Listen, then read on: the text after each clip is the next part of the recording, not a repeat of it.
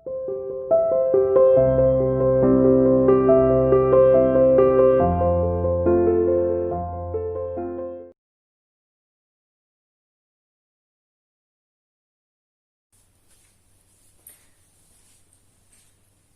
बेटा, कक्षा 9वीं में हिंदी विषय में आज हम नया टॉपिक स्टार्ट करने जा रहे हैं, अपना समास। ठीक है, ये एक बार हम पढ़ चुके हैं, लिख चुके हैं, और जिसने अभी भी नहीं लिखा हो तो बेटा वो लिख लेना। ठीक है, तो सबसे पहले समास होता क्या है ये पढ़ेंगे हम कि सबसे पहले समास क्या होता है। तो समास का अर्थ क्या होता है। ठीक है, एक तो इस तरह से आप एक डायग्राम बना लीजिए ताकि उससे आपको थोड़ी सी आसानी हो जाए उनके बारे में जानने के लिए, और अच्छा भी लगता है। ठीक है, तो सबसे पहले ये समास लिखिए। किसी भी तरह से बना सकते हैं आप, नीचे से ऊपर की तरफ भी, ऊपर से नीचे की तरफ भी, कैसे भी बना सकते हैं। ठीक है, तो इसमें क्या करना है आपको, बीच में समास लिख के आप चारों तरफ ये भेद लिख सकते हैं। नीचे समास लिख के आप ऊपर एक ट्री की तरह भी बना सकते हैं, बादल की तरह, पत्ते की तरह, जैसा भी आप बना सकते हैं। आप वैसा ही अपनी नोटबुक में डायग्राम बनाइए। ठीक है, क्योंकि डायग्राम से हमारा जो क्वेश्चन है वो अट्रैक्टिव हो जाता है।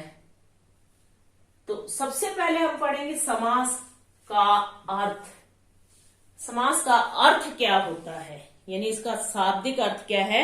संक्षेप यानी छोटा, ये होता है समास का अर्थ। ठीक है, और उसके बाद समास की क्या पढ़ेंगे, परिभाषा। परिभाषा में क्या पढ़ेंगे कि दो या दो से अधिक शब्दों के मेल से नए शब्द बनाने की प्रक्रिया को समास कहते हैं। ठीक है, क्या पढ़ेंगे, दो या दो से अधिक शब्दों के मेल से। परिभाषा में कैसे लिखेंगे, दो या दो से अधिक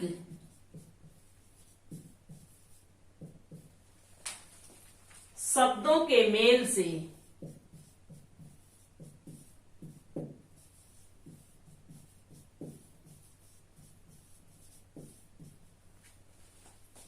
नए शब्द बनाने की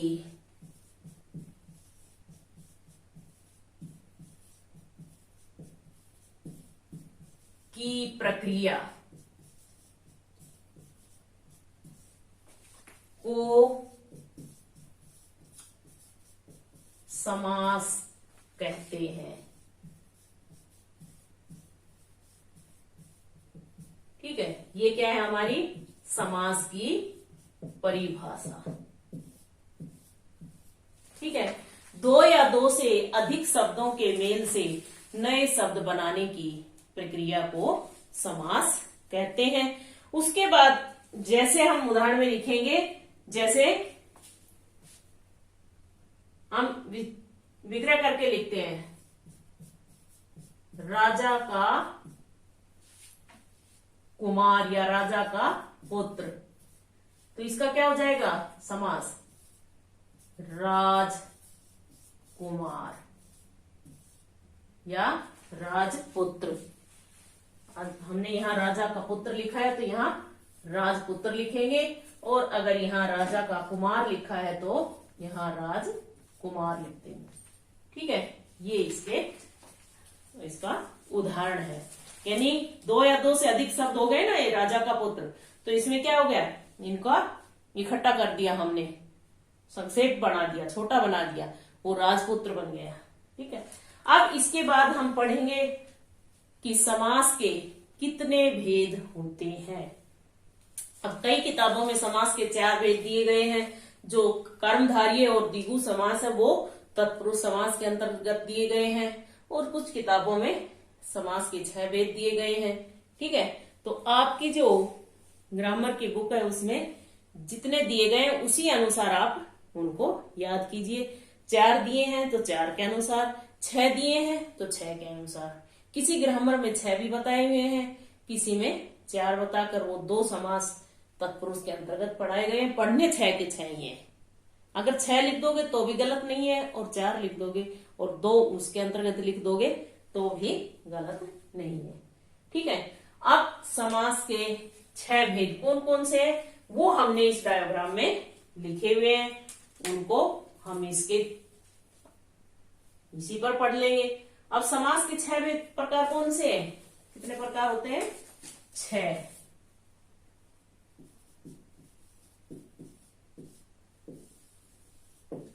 ठीक है। पहला क्या है? तत्पुरुष समास।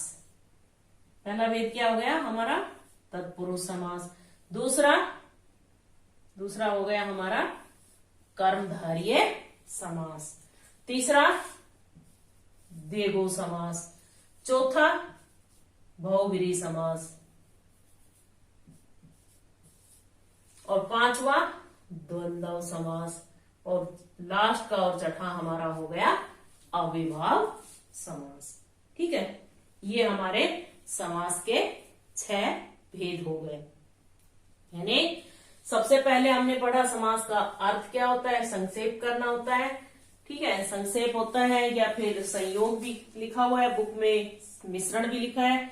अब व्याकरण में समास से मतलब क्या है कि 2 या 2 से अधिक शब्दों के मेल से एक नए शब्द बनाने की रचना, यानी एक शब्द नए शब्द की रचना करना समास कहलाता है। परिभाषा में लिखेंगे 2 या 2 से अधिक शब्दों के मेल से नए शब्द बनाने की प्रक्रिया को समास कहते हैं। जैसे राजा का कुमार, इसमें 2 पद हैं, राजा और कुमार। जो ये का है ये तो हमारी कारक विभक्ति है। ठीक है। इन दोनों पदों के मेल से नया शब्द बना राजकुमार। यदि राजकुमार शब्द का विग्रह करना हो तो पुनः कैसे लिख देंगे हम? राजा का पुत्र, जैसे हमने राजपुत्र लिखा है। ठीक है।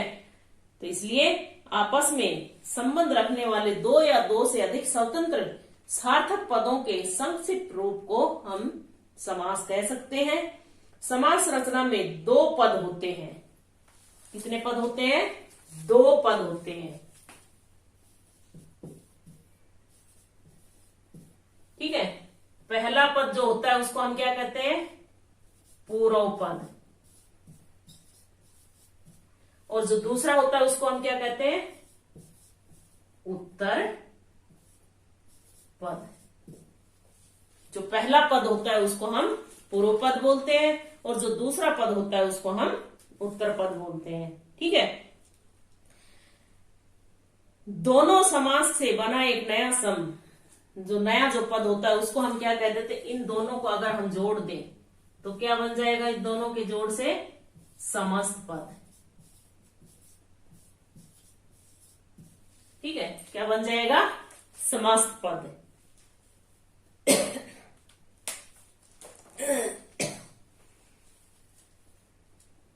इन दोनों के समास से बना नया शब्द समस्त पद कहलाता है। जैसे बैल और गाड़ी, इनको जोड़कर क्या कर देंगे? बैलगाड़ी बना देंगे, तो वो क्या हो जाएगा? समस्त पद। पूर्व पद क्या हो जाएगा हमारा? बैल, और उत्तर पद क्या होगा? गाड़ी, और दोनों को जोड़ देंगे तो समस्त पद क्या बनेगा? बैलगाड़ी। ठीक है। इसके बाद पढ़ना है समास विग्रह। विग्रह करना, अलग अलग कर देना। वो कैसे? कि जब समस्त पद के सभी पद अलग अलग किए जाते हैं तो उस प्रक्रिया को हम समास विग्रह कहते हैं। यानी पदों को अलग अलग करने की प्रक्रिया को क्या कहा जाता है? अगर आपसे पूछा जाए तो उसका उत्तर क्या देंगे हम? समास विग्रह। जैसे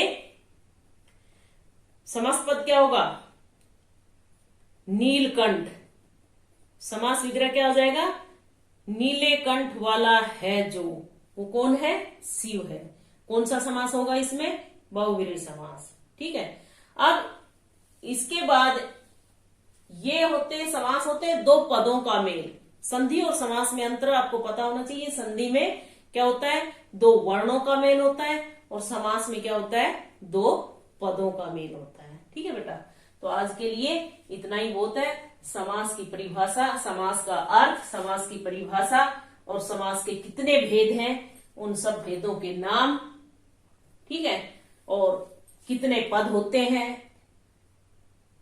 और पूर्व पद और उत्तर पद, और दोनों को मिलाकर क्या बनता है, समस्त पद किसे कहते हैं, समास विग्रह किसे कहते हैं।